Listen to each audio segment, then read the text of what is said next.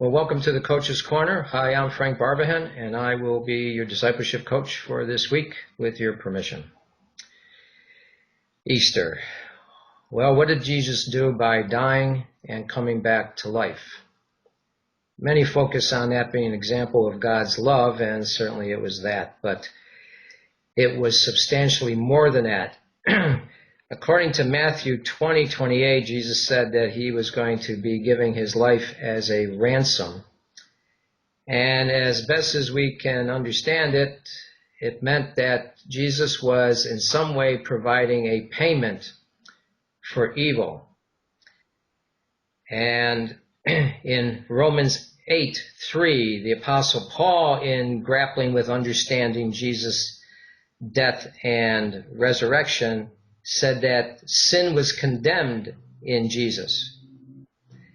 So the picture that Jesus had of himself and the Apostle Paul had of Jesus was that he somehow or other became sin so that he could somehow pay for that evil and get the curse that we talked about before, get the condemnation off our back. And they were standing on the prophet Isaiah, and I want to read just 3 verses to you. Isaiah 53, verses 4 through 6.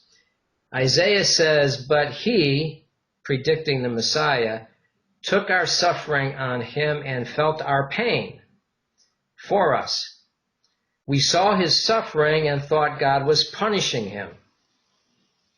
Just like in Genesis 3, that the human race was being, quote, punished for its engagement of evil. But this Messiah was wounded for the wrongs we did, and he was crushed for the evil that we did. The punishment which made us well was given to him, and we are healed because of his wounds. We've all wandered away like sheep, each one of us has gone his own way, but the Lord has put on him that punishment or that curse or that condemnation or those consequences for all the evil that we have done.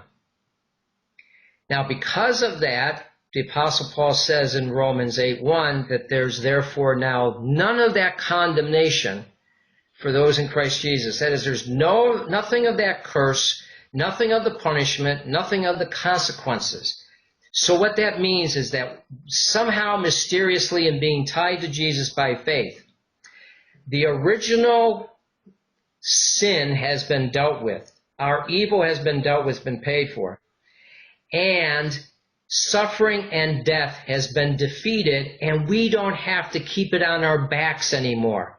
So therefore, we will rise from the dead like Jesus, and we're not going to rise as ghosts.